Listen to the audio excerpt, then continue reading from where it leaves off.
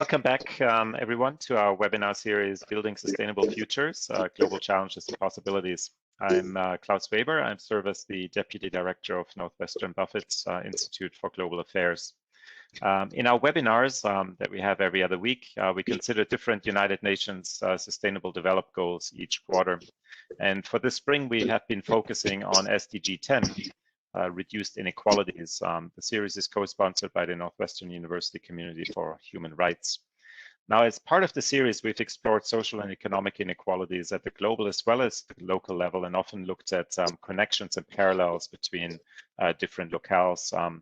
We've also been trying to focus on systems and histories of inequality, and importantly, on pathways to create a more just and equal future for change, for making a difference.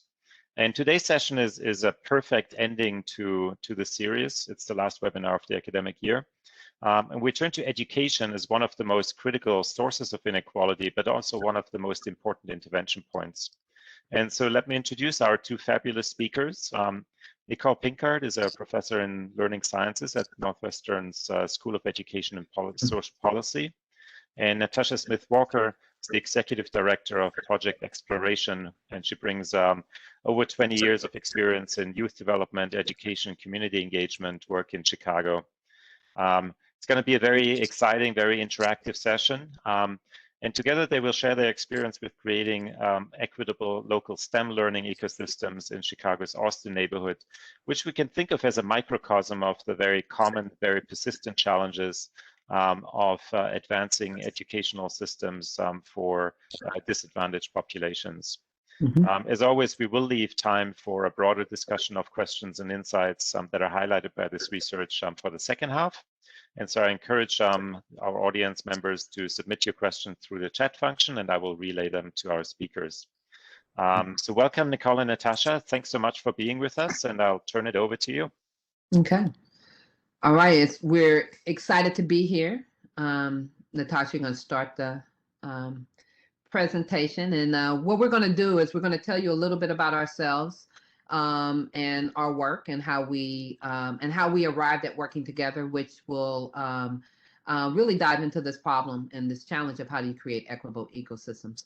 So we work in an ecosystem approach, and we never do our work alone. So anytime we're talking, we're always talking about the work of a team across universities and across partners. We work with collaborators from DePaul, and we also, this work is grounded in the city of Chicago, where Dr. Sybil Boyd, who is now the chief of staff, when she started this, she was the head of education and social policy, and she also used to work with us before she went there. So we have a team that's exploring these from multiple perspectives. Go ahead, Natasha, next slide. But one thing I need to say, go back one slide. But one of the things that's really honored to say is that Natasha, through this collaborative work that we've all done together, Natasha's work really has been recognized, and she has received one of the inaugural Medal of Honors by Mayor Lori Lightfoot. So it's just the model that the mayor's office in Chicago is using to expand into other communities. Okay, next slide. So how did we end up working together? And want to tell you a little bit about the work I'm doing, and then Natasha's going to share what she's doing. So for me, I grew up in Kansas City, Kansas, middle class, not a lot of rich, not a lot of poor. And growing up, I thought that I was the most special person in the world, and I got to where I got because of my own experiences. But as a high schooler coming to Northwestern, I got to get on a bus and was exposed to other areas, actually, Natasha, to the west side of Chicago. Coming from Kansas, I've never seen that. And we were told when we got back on the bus, would you be here if this was your reality? And that one question that was said to me as a 17-year-old has actually shaped my work throughout. And you see over these 20 years, I've always been trying to understand the question of how do we create engaging, desirable STEM environments that young people, particularly people of color, can just access outside of their doors, and it doesn't have to be a special program that you always have to go through. So over the years, we started that work looking with kids, working within a school where we had access to. But as that work has grown and we needed to work with families and then organizations such as Natasha's and cities, it became very clear there were a lot of barriers, a lot of things that as academics we couldn't address with our theories. We could only address them if we were working in close collaboration and partnership with those on the ground who both have their own theories, but also truly understand their communities. And so through, which we'll talk a little bit more about, you can go ahead and change. For me, the reality of the work for me was we really needed to find partners who could take our theories of how do you represent learning in a community standpoint and bring it to life. So Natasha. Great, thank you, Nichole. So again, my name is Natasha Smith-Walker, Executive Director of Project Exploration. Project Exploration has actually been around since 1999, and we have been really tackling this notion around how do you actually broaden participation or engage more Black and Brown youth or underrepresented youth in STEM learning experiences, pathways, and really how do you develop those communities for those transformative opportunities. In 2012, we really started to we wanted to understand what was the STEM landscape in Chicago, and moreover, what needed to happen from a cross-sector set of stakeholders to think about how do you create knowledge building, collaboration, and collective action around engaging young people in communities in Chicago that we know don't necessarily get high quality STEM education. So our ecosystem work, or the work that we're talking about, is really housed under our Chicago STEM Pathways Cooperative, but organizationally, we've been delivering STEM education since 1999, and really our pedagogy is around this notion of supporting youth at the center, and communities are a part of that. In 2017, we wanted to really explore and take a deep dive and say, if we were to think about a particular community or a particular region in the city of Chicago, how do we deepen our understanding and how do we build STEM learning opportunities by leveraging what goes on within communities, but also leveraging partners like Northwestern and Nichole's work to say, how do we take those pieces and pull those together and really think thoughtfully about what needs to happen for STEM education in communities such as Austin.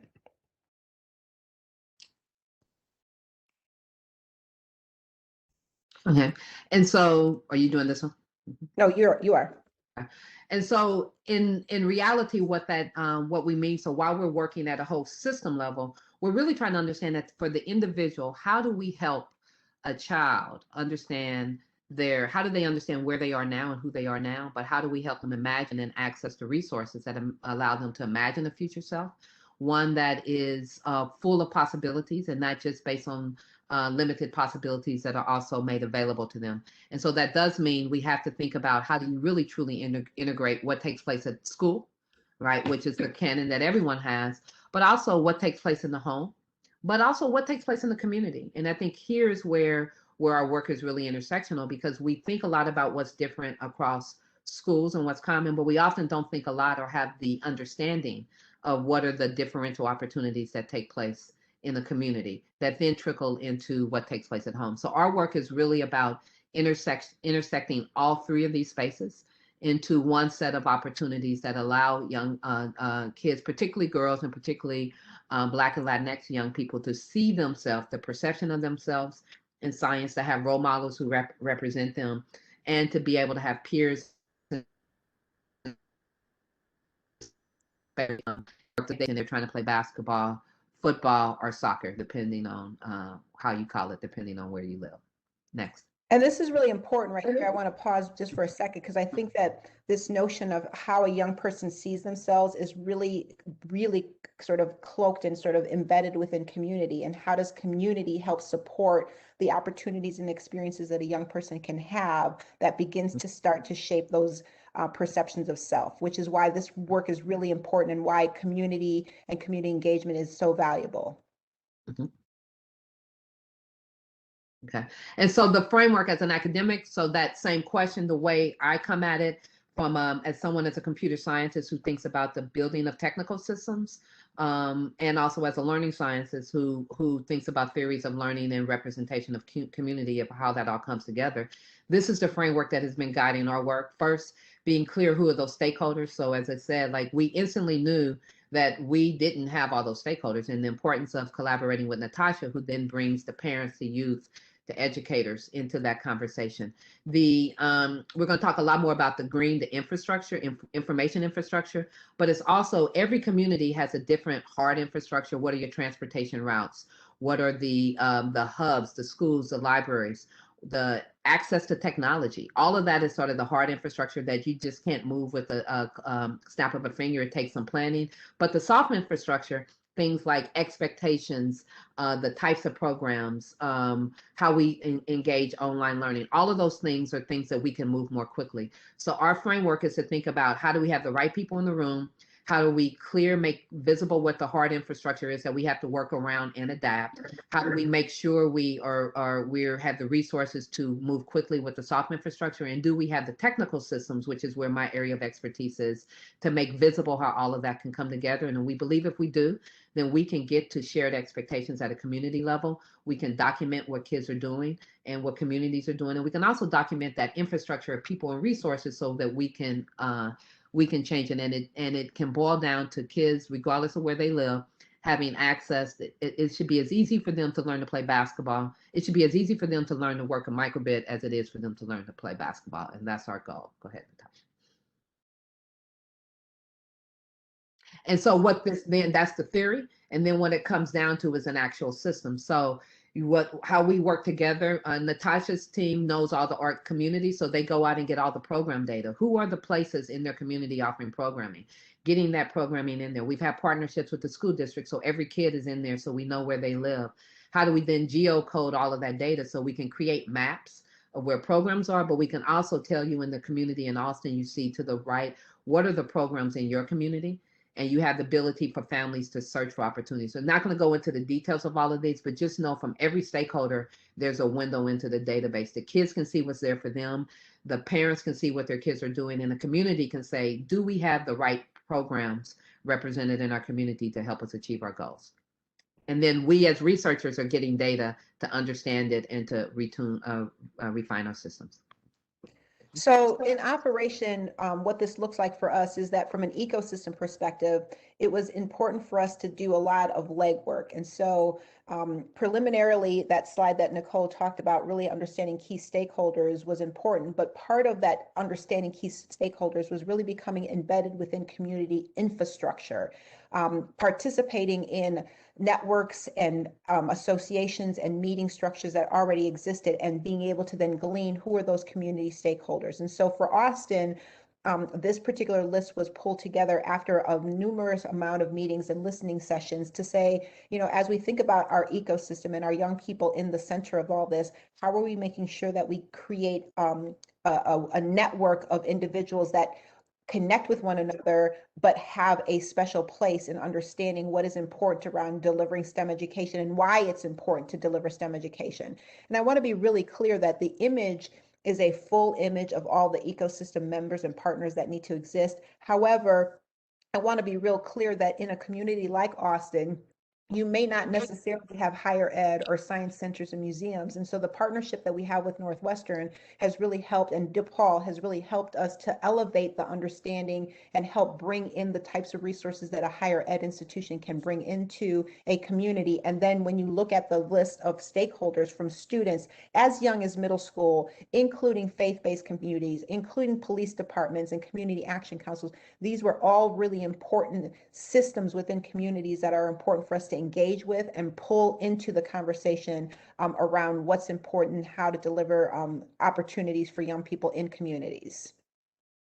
Mm-hmm. And so over time, we showed you this previous screen that has like the tools, but also from a research standpoint, every click, every program that's put into the system is generating data that creates a better representation of equity and opportunities across the city. But in order to understand that data and how to represent it, you then need to understand the boundaries that matter. So here what you see in Chicago is a city of neighborhoods. So there's over 77 neighborhoods. So we were able to take the data and to aggregate it from a citywide in the neighborhoods that matter to people. So instantly they see their neighborhood, and so they instantly see, oh, if you're using color coding, do we have a lot of providers? Do we have a lot of locations? What about the variety in our program? So that's a holistic, but you can also then understand it from the standpoint of the program offering. Anyone who knows Chicago might not be as surprised over to the right because we're also a city of parks. So every community has a park. So you know you're going to have equity in some sense of sports and wellness, but we as many communities are struggling with understanding what is the infrastructure to support kids to code. And so we don't have that equitable infrastructure there. So you see a lot less offering. So these types of representations, and like the one above, really become the sort of at the city level to help you understand. But then when we dive into the community, right, this is really us diving into Austin and saying, okay, now what does it mean in Austin? Yes, Austin might be, you know, a darker color or a lighter color there, but truly what does it mean for Natasha to be able to take that, you know, how they look at a city and then really understand what it means for this? Is this me or you, if you want me to do it or you? Me to you go ahead because I go Okay. next. So yes, I'm sorry. So the what this slide is doing to the left is all of the places that in our data system have offered program in the Austin community. And also this is really important to say where this data first comes from is also another partner, MapsCore, who maps the whole city and works with young people and teaches them first data science, but also to be inquisitive and analytic and conscious of how their city's represented. So to the left is MapsCore data telling us all the places in the community had offered programming.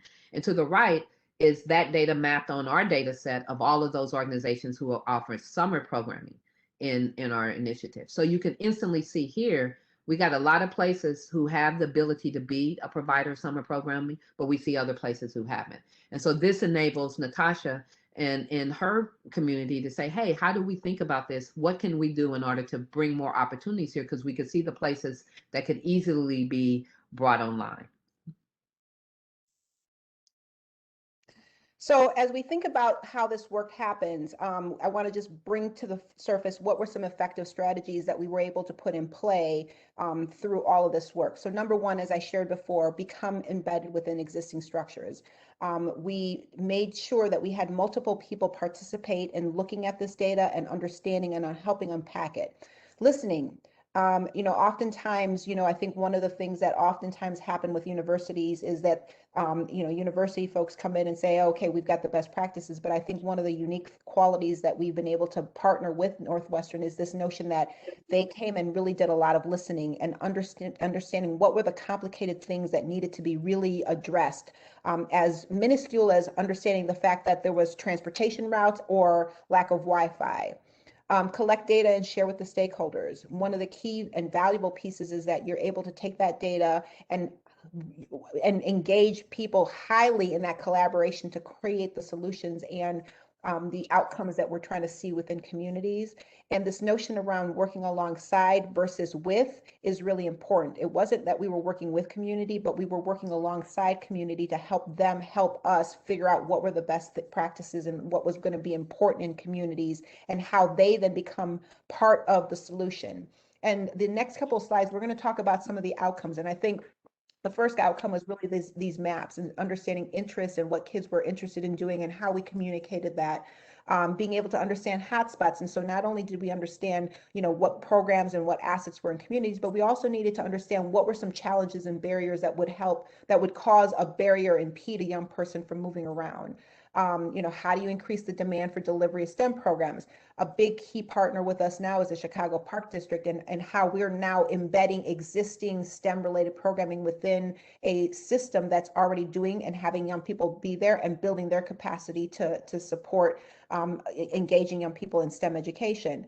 The development of STEAM ambassadors, which we'll talk a little bit about. Nichole already talked a little bit about the my work, which is built on existing work that was going on and has become a model for 3 other communities in the city of Chicago. We've deepened our ability to understand what professional development needs to look like. We've deepened our visibility of ecosystem work within community work and increased the ability to have more partners engage within spring break programs and even summer programs. Mm-hmm.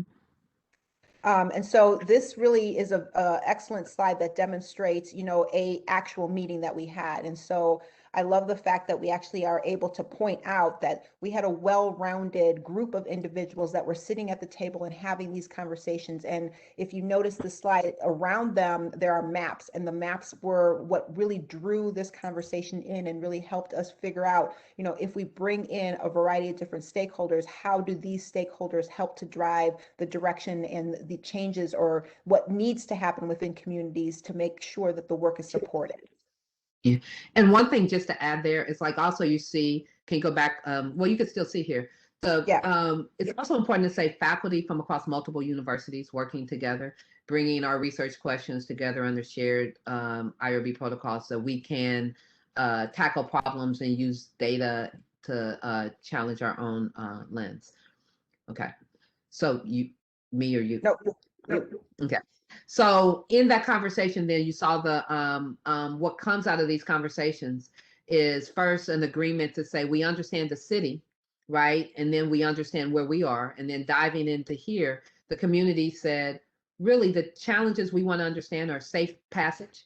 So how can we make sure we have these spaces, but our challenges aren't necessarily that we have spaces, but we don't have safe routes for kids to get to these programs. And if we want programs to not just be in schools, but we want folks engaging in programs in the community, we have to figure out this. And then the other thing is, well, you can have programs, but if we're trying to increase the participation of underrepresented youth in STEM, we also need to have them learning from and with people from their communities and also people who look like them. So that was the challenge that the community brought back to us. And collectively, what we were able to do together is to think about, well, what's a solution that can both bring young people into the communities to be mentors and also can attend to the transportation. If you remember, go back to that infrastructure, the hard infrastructure led us to say, well, let's look at where the transportation maps are. And what it told us is that, you know, schools and parks are located by everyone on the bus routes. And so we chose to put our programs in parks, not just because we like parks, but because from the data, it told us that it was the best place to reach kids. Also, it's a place where many kids, underrepresented kids, spend the summer. Second, mentors. In order to, I love being a professor here at Northwestern, but also many of our students go home in the summer. So if we're training them to be our summer mentors, they're not here. So we partnered with Truman College and really the community colleges in Chicago we also have students from Northwestern and DePaul who are then the STEAM ambassadors who are trained to work alongside professors and also community organizations who also have phenomenal STEM programming. And they're trained to implement that content through an initiative called STEAM Ambassadors, where they're trained in the summer trained before summer for over a month to implement our content. And then they go out into the parks, both physically and virtually, to offer camps. This summer, I think we're over in 30. We have 112 STEAM ambassadors working in over 35 locations. And this is only the second year of the initiative. And what you can see on this slide is both the combination, the village it takes, the village of universities, the village of content partners, and also to bring together this diverse group of young people. Natasha, can you say more about the STEAM ambassadors and how you've made use of them? Mm-hmm. So I think that this slide is really reflective of the complexity and the diligence of work that has come in with a variety of different partners. Last year was our inaugural year, and it was really an opportunity for us to have a lot of lessons learned. What did also happen was from last year, we as one of the launch partners really were able to continue to work with our STEAM ambassadors and kept about 80% of our STEAM ambassadors as a workforce during our fall programming. But I think that what the unique piece of this is, and what we also found from our work was, in order for us to really think about how kids engage thoughtfully in STEM education, they really needed to see young people or individuals that were reflective of the communities that they come from. The beautiful part of STEAM ambassadors is that not only are we working with 18 to 24-year-olds to actually work in our classrooms, get trained, and also develop their skills, but these young people are also on their own pathway, and being a STEAM ambassador is a sort of an added piece to their development and their growth. And so now we have young people who may have started at community colleges and are now matriculating into four-year institutions because they too have been able to be employed, but also have been able to grow their abilities along the way. Our camp partners are really unique partners. All of these camp partners are individual organizations that are trying to identify unique ways of building their capacity. And what better way than to train an 18 to 24-year-old to then come back and deliver your curriculum, whether it's at a park or at a Black club or at a church. And then eventually, the notion that we have is that these camp partners will start to see these ambassadors as their personal workforce, and then start to actually hire those young people into their particular institutions and broaden their ability to support how do you actually do STEM and science in a unique way. And so for us, this particular model, though it's very tedious and time consuming and there's a lot that goes into it, has become a really unique model that others are thinking about across our state. Mm-hmm. And even across the, and so this is, so if we go back to the, Austin as an example, we also, the infrastructure is already in place in Dallas, San Antonio, Evanston also uses the platform in Tulsa, right? So what we're learning about how to really support communities and having those hyper-local conversations to then figure out what are the initiatives that are relevant for them. And then having an example of something like Ambassador, which is also something that can scale and others are taking place. I think we have a unique way to think of ecosystems, how to work at the hyper-local ecosystem. But what we're also realizing is people need to talk across. And so Natasha, as we say, oh, here's what we're doing, our other partners are like, oh, we need to talk to Natasha. We really need to understand that. And so it becomes a different body of work, some connected tissue. And these are all the bodies of work that are necessary to sort of be able to ask the simple question of how can we create more equitable STEM opportunities in our community? Because it's not just a program issue. It's not just a space issue. It's a combination of all of these issues that need to be visualized and then brought together in a way that seems to be managed. So again, we have a faculty member here. Go back one second. We have like a faculty member. What we've done so far is we visualize it, but we really haven't had our planning tools that can be adaptive as quickly if you're in the meeting, that can show you the data, how it's changed. So that's where we're beginning to go. We're making our data more adaptive in that particular work. Okay. And so all of that then is to get us to this last, like this is the reality. I think it's actually our reality now. When we probably started doing work 3 to 4 years ago, our vision was, we have a program we're working on together called Digital Divas and Sisters for Science, and merging those together. And we wanted young girls to be able to sit down, and if you read the words there, to actually be able to say that this is true.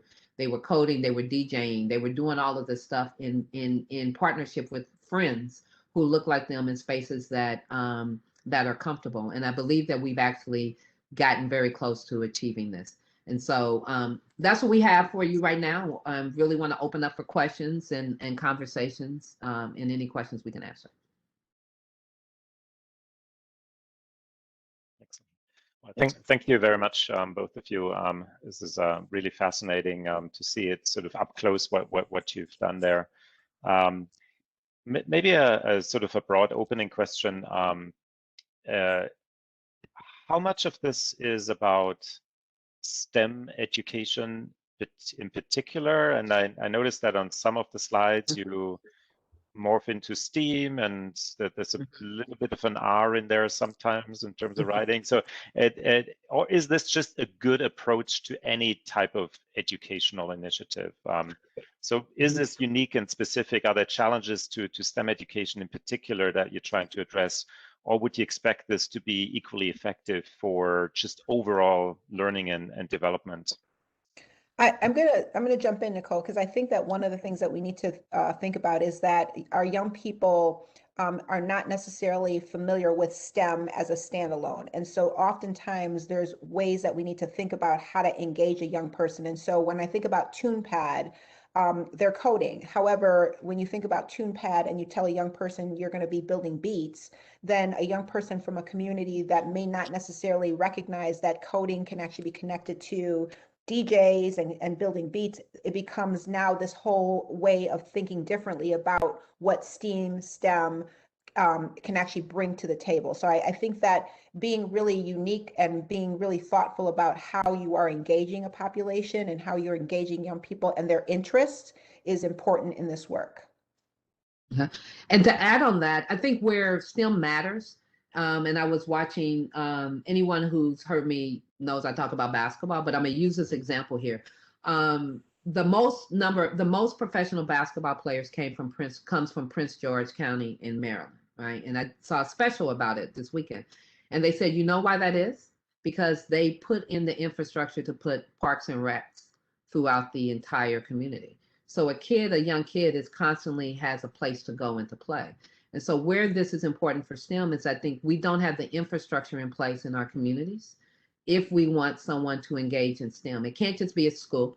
And it's not just about having the access to computers. Do you have 3D printers? Where do you have where I can stumble upon the same way I can get a basketball court that I can play and can do that, right? So I think that's where the learning approach and structure can be common, but we don't have the infrastructure in place that someone from particularly in the communities we're talking about can start learning the code, leave school, go in and put in 4 to 5 more hours that are necessary with peers in a place that's comfortable and engaging.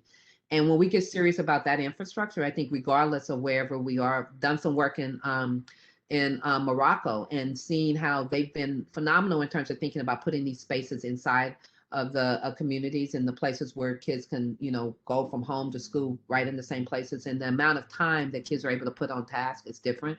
So I do think that's an issue that we haven't truly embraced here, is the infrastructure in place to realize the phenomenal work that people are trying to do. And it's not just a virtual infrastructure; it is bricks and mortar that's necessary too.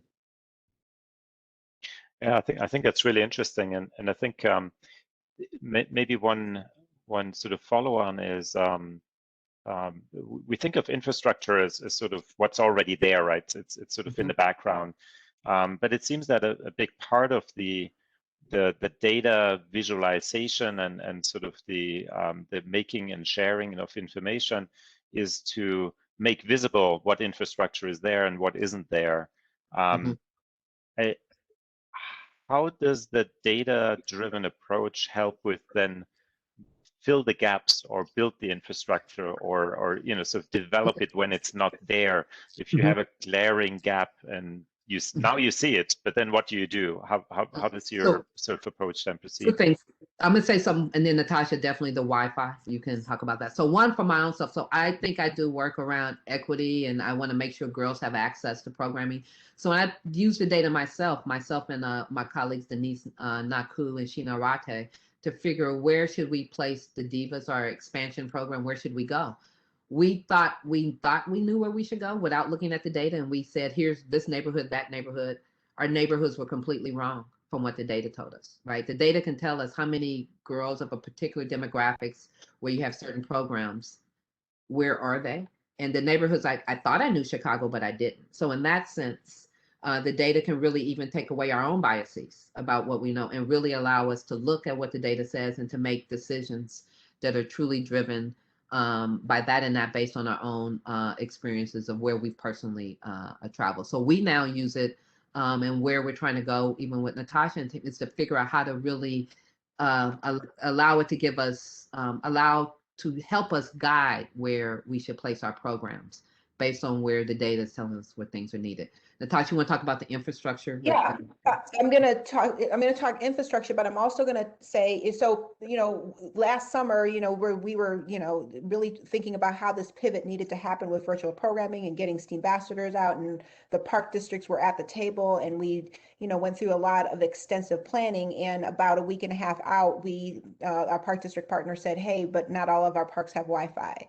And so right away, you're saying to yourself, holy smokes, if this is a community space that is supposed to be leveraged by community for a variety of things, why are we struggling to think about Wi-Fi? And so we had to do a lot of work immediately, partly by going to our public sector folks and our park district folks to say, hey, this is unacceptable. And so how do we figure this out? But meanwhile, leveraging some of our corporate partners to say, this is an opportunity for you to really help think about what is important in these community spaces. And so really we're able to get some infrastructure put in place where now the parks, most of the parks, all but one that we're partnering with, now have, viable Wi-Fi. One, really has more to do with the actual building itself. It's a historic building.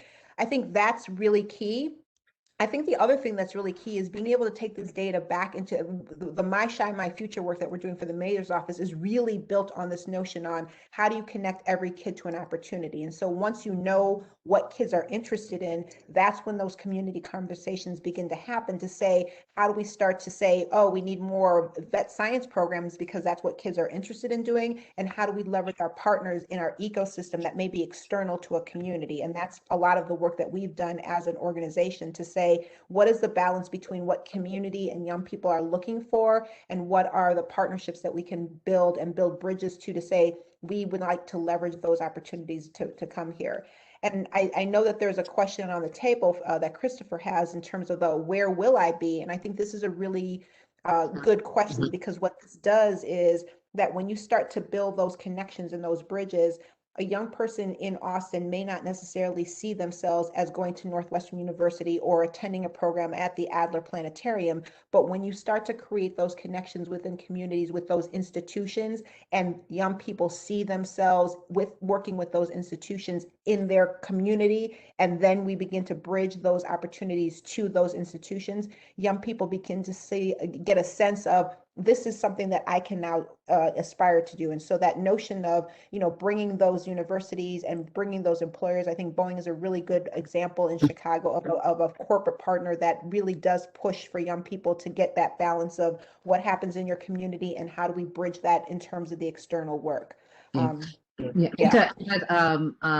just to fill everyone in, the question was about not just where will I be, but are there opportunities, for example, employment opportunities that are not in the community, and it's about location, where will I be as much as who will I be, just to give some background to what you were talking about. And I actually think Professor Riesbeck, I say that because he was one of my professors when I was here. I think he's also asking welcome. I mean, he says the word welcome. So I think it's also is where I can be physically, but it's like, where also will I be? Where can I see myself? Because we can do a lot of work in making spaces physically accessible, but we also know that there's a lot of work that needs to happen to making spaces comfortable. And I do think the thing that I've been really excited about in our STEAM ambassadors work, and also I think with taking a neighborhood perspective, is every neighborhood needs to have a place where you're comfortable. You don't learn to do something, you can't get interested in something if your experience with it initially is an environment where you don't feel comfortable, right? You have to be able to be there in the moment to see it and to say, oh, I can see myself in it. And so I do think what we've seen in our work with when we started UMedia, which is reimagining libraries in Chicago, the first thing was kids have to want to be here. They have to see themselves being comfortable here. And if you can be comfortable in those spaces, you can develop. And so that does mean the same thing as scientists and developers. We oftentimes don't have the spaces where you might know the technical skills, but you don't necessarily see yourself represented in that. So what STEAM Ambassadors has done it's also creating mentors for young people, but the high schoolers, the college students are actually working alongside other peers interested in the same fields as themselves. So you have community college students in classes with Northwestern students, in classes with DePaul students, all learning how to teach, Python, learning how to do data science. And so they're all seeing themselves like this is something possible in stewardship and being led by faculty members. So we've actually realized that the STEAM Ambassador Initiative is really working at two levels. It's working at the pipeline issue on two levels, working with young folks of color and making sure that they have enough nurturing support while they're in college to continue to persist in some areas while they're also being the role model for others. So I think in that sense, Chris, we're trying to do both what can I be, what will I be, and actually motivating them to tell them it's their responsibility to persist and stay in these spaces, because young folks need to see them achieving in the area if they're going to rise up and want to do that. Sorry, that was a long-winded answer to that. Well, and I also think that there's a couple examples also that we have where a young person may have done some work from a student perspective, a young student, a high school student at an agency, and now is coming back around because they have now applied to be a STEAM ambassador and are leveraging the fact that I was a nature museum a participant, and now I'm partnering with the Nature Museum to become one of your facilitators, and hopefully eventually in time I will now be recognized as a viable candidate to work at the Nature Museum because of this complete 360 that's going on.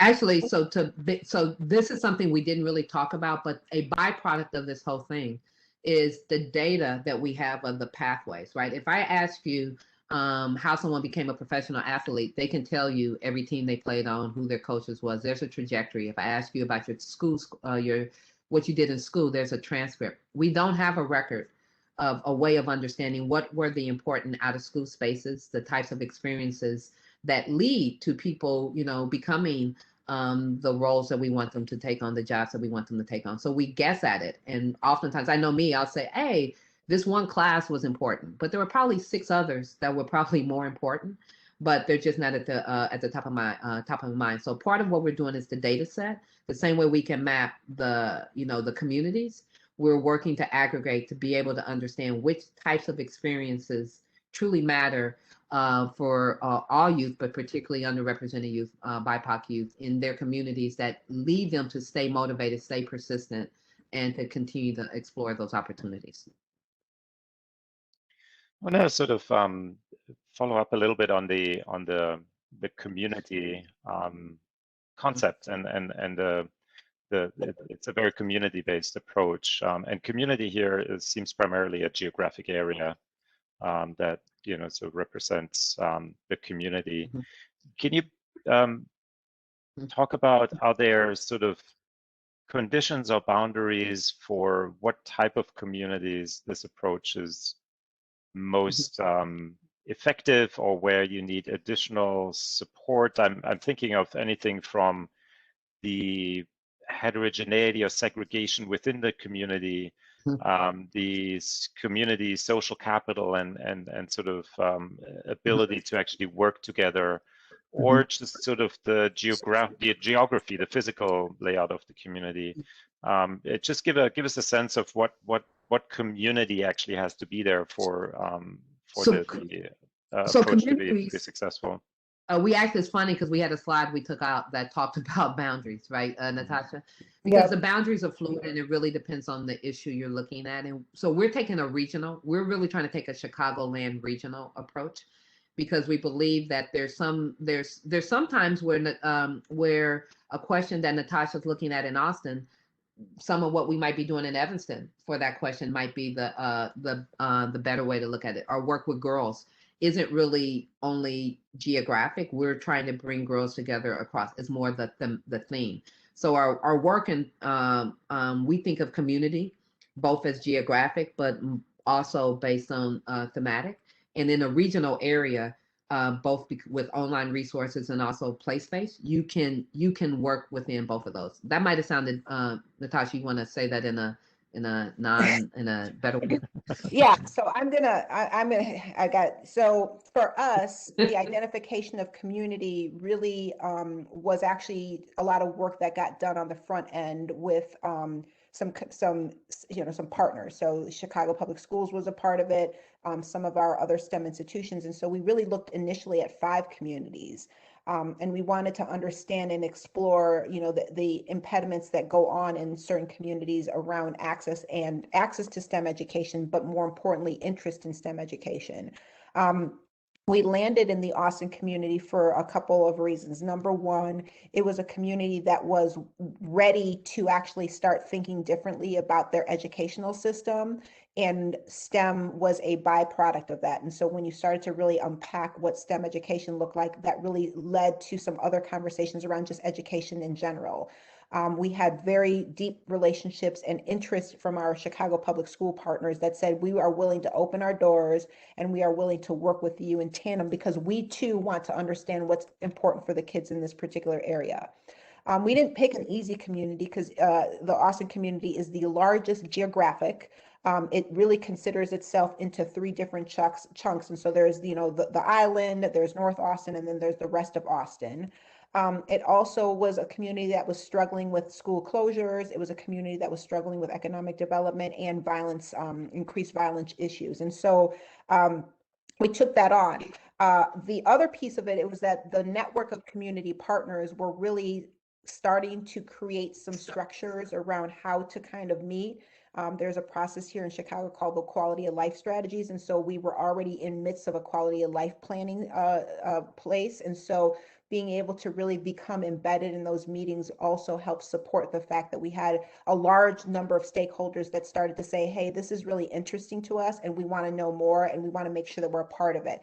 And from the very beginning, we had all of our public sector institutions involved, the schools, the parks, the libraries, and the police department. They were all part of these conversations, churches, young people. And so the qualities of a community are, one, I think, do you have the right institutions that have, that oversee large masses of students, and the schools are that key point, right?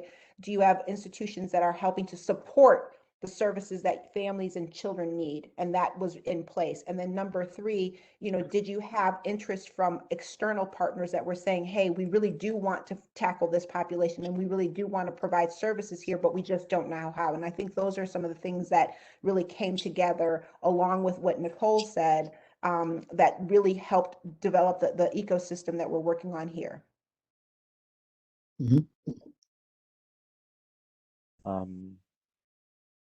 Let's maybe look at some of the actors and partners in that ecosystem and sort of what their roles are when they work together in this different way. And I mean, the most obvious maybe is schools and school systems that have traditionally been sort of tasked as you do education, right? How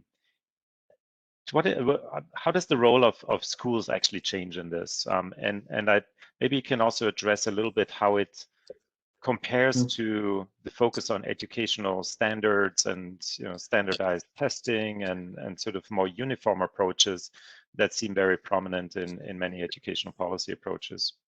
Well, I'm going to jump in first, Nichole, because I think that one of the most important lessons that I learned in working with the school system was the variability, the inconsistency in being able to think about science or math across the network. And so when you have a school that considers itself a STEM school and the Wi-Fi is poor, then you start to scratch your head and say, how can you be a STEM school and you don't have Wi-Fi, or you're a STEM school and you do STEM every third Thursday of the month?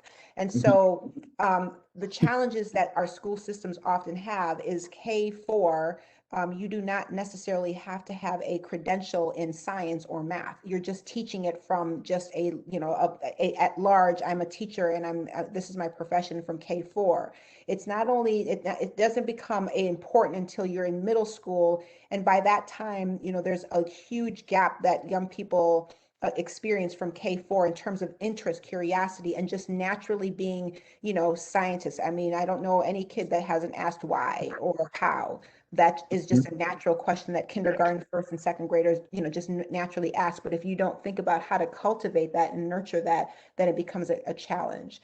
I think one of the benefits that we had is that we had two very strong network leaders, which are actually, they oversee large chunks of the community, that were really interested in saying, how do I support my schools and my administrators in being able to deliver quality science? I think COVID really helped bring this to light, where we actually had to come in and participate during school days to deliver science because teachers were not comfortable or didn't feel comfortable in delivering it. And I think that was really an important lesson that we learned. I think that when you think about, in our state, we tend to go through the, NGSS, and how do you actually deliver those? And it's just, language, pages of language around what you need to do in first grade or second grade around life sciences or physical sciences. And it takes away this notion of how to be creative. And I think the work that we are doing is, how do we be creative? What are the things that we can do that creatively elevate the learning and help hone in on what you're trying to get out of that particular program or that activity. So I think that this partnership that we have with schools is a really good example of a school network saying, we need help, we need some support, and how do we help leverage that? We may not be able to deliver it for everyone, but we actually know in some instances where a school has said, okay, this is my STEM partner, and we're going to work with this group to continue to elevate what's going on in our classrooms. Mm-hmm. And I would say, to add to that, I think we're at an interesting time where learning for so much to this point has been the responsibility of schools. And when we just came through COVID and with the integration of where we are with technology, I think there's an interesting moment to say, is learning just the schools? And if it's every place else, then we have to begin to change our policies. So right now, the biggest challenge of connecting with schools is the data policies, right?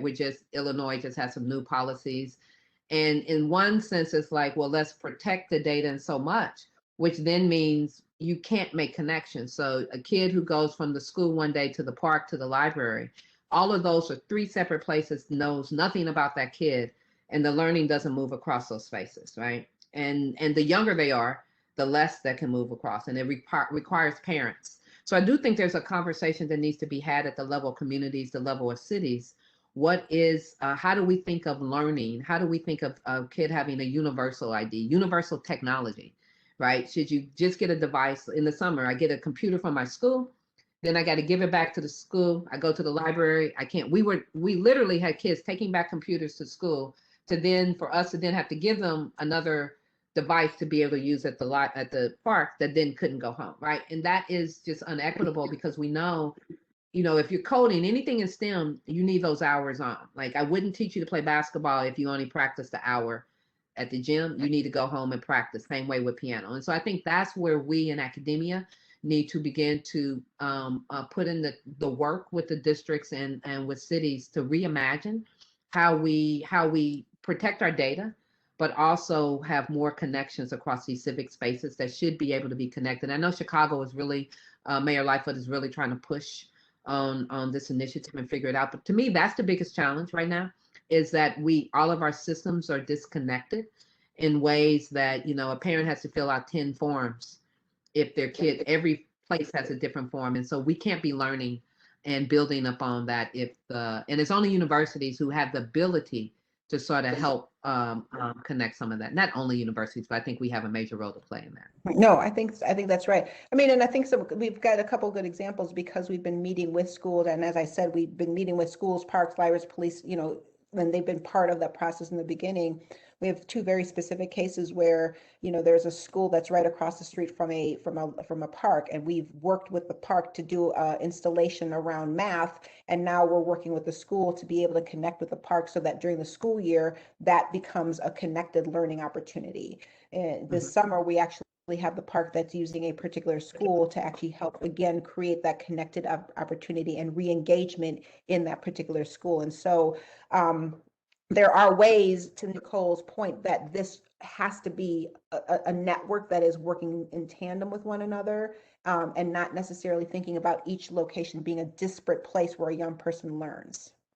Mm-hmm. I want to bring it to the, I guess, the sort of non-local level a little bit, and are there places where this model that you're developing at a very local level is actually standard practice in education? Are there countries that use this? Are there places where this has been very successful? Or can you actually learn from other locales with unique characteristics, with unique systems? How much can you actually transfer across locales, and are there best practices that are out there already? Well, I think in one sense, even so, yes, internationally, I think there's a lot to learn. Even locally. So when we first did our work with the platform, where we started working with cities, we worked with LA, Chicago, Pittsburgh, and DC, all in the second year that we ever launched the program. And we realized that the technology can be consistent, but each city is operated differently. Chicago's a strong mayor control, where the mayor appoints. So you can do this work, more easily there because the mayor can bring everyone to the table. In LA, when we were doing that work at the time, the mayor had no relationship with the school chief, right? And in LA, you don't have a transportation system, so kids don't really move across, across LA to do out of school. And so and in Pittsburgh, there were like 50 different local school districts. So the platform was the same, but every city has a different structure in terms of how they're running. The realization that we don't know that there is no one stop. Help me infrastructure of the city so I can understand how to take technology and marry with it. And I think that's the same as when we were working in Morocco. They have a different infrastructure in terms of, so I think there's a same set of questions that we can ask, regardless if you're here in America or if you're internationally, that can help you understand how these institutions work together in ways that then can help you decide how you can take an infrastructure like this. And it's really the questions, it's the conversations, it's not the technical infrastructure, it's the conversation infrastructure that needs to be adapted and tuned to understanding what that particular community looks like. So one in Chicago where kids can move around. You think about how you design very differently, how you can think about moving kids downtown and still putting programs in the community, but it is plausible to bring kids with a common interest into shared spaces. But in some places, that's just not possible because of the transportation. So you have to design very differently in that. So I don't think it's just as much country to country. I actually think it's oftentimes locale to locale and just being clear about your infrastructure so we can then layer the proper conversations to help you design something that can work for you. How do you measure success? We probably have different, Natasha, you want to go? We probably have different, well, for me, it's a map. I mean, for me, it's like, I want to see, my goal is, if you've ever seen the Opportunity Atlas, which talks about, it's an app, we want to have the Opportunity Landscape Atlas.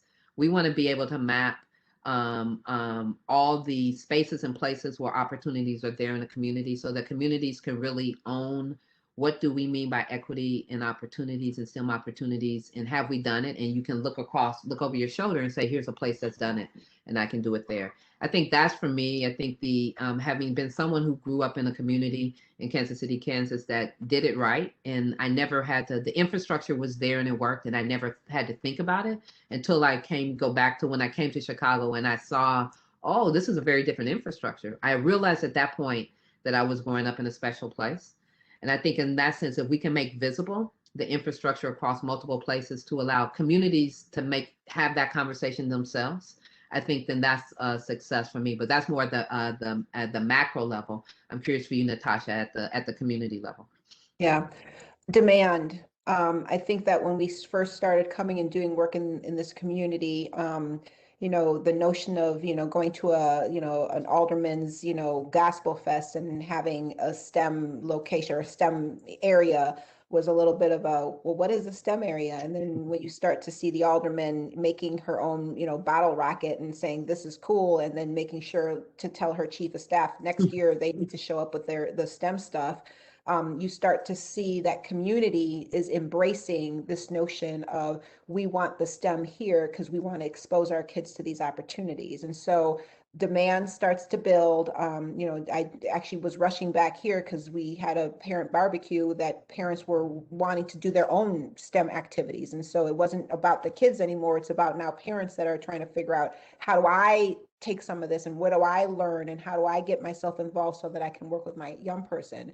And I think the second thing is that when you start to see the fluidity of external STEM related partners saying, I'm willing to do this, I want to bring this, I'm going to show up with that, you start to see that connectivity is starting to happen. And so now we're planning 16 events over the summer, one during the day and one during the evening, where we have the demand of, we want the STEM activities, and we also have the supply of people saying, I want to be able to show up and do this, and I want to show up and do that. And so those are sort of areas of success, because now that in a community like Austin, it is really important for community to own and buy into the fact that it is important for my child to be able to have a great experience with science.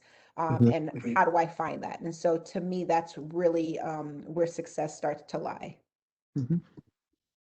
It's so interesting because these are, very different success metrics and sort of concerns than what you often see that are very sort of statistically based in terms of, counting numbers. And I think this is much more earlier on in the process, and that's why it's so important, because it really changes the dynamic and also within that ecosystem. But it's but I think in some sense her level, what Natasha is looking for is success. So my ability to sort of look at it from a map and it is more numbers in some sense, number of cities who want to engage in this, who want to do the work, and number, we can be in the city, but if they're not, you're not taking. But our ability to sort of look at it in that level only happens if Natasha's has the tools and ability to really dive in at the community level, right? And I think that's one of the things we realize. And it's hard to work at both of those spaces. So the essentiality of having the relationships and collaborations where we're learning so much from, we hope that it's really reciprocal. We hope we're giving, but we also hope we're learning. I think we're all able to stay in our lane, if you will, but also, we move across a little bit. But I think that's been the importance in the past, where we've had to do all of it. You can only move so far. But I think now that we have more, trusted relationships, of course, with like project exploration, even with our partners in MapCore and DePaul, I think we really are trying to move at an ecosystem, and each piece of the ecosystem is able to do what it needs to do, but also stay connected and informed with the others. So I think it is trying to do both. And I think ecosystem work, you have to have micro level, meso level, and macro level outcomes and changes that are all operating at the same time to be able to have any holistic long-term impact. Yeah. Perfect. You said the best closing remarks that I could have asked for. So we're at time, and so I don't want to take us over. Thank you very much again, both of you. I thought it was really, really interesting, and I think just the hearing about the collaboration that you have and the approach is I thought it was really fantastic, and a great sort of finishing point for our webinar series this quarter.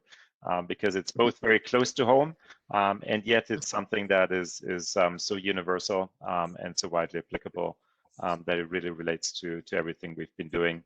So thank you again for joining, and we will take a summer hiatus with our webinar. So for the folks in the audience, stay tuned, be well, and we'll be back in the fall with some new exciting programming. Thank you. Thank you. This is really great. Thank you. Thanks, Natasha. Thank you, Nichole. Bye, everyone. Bye.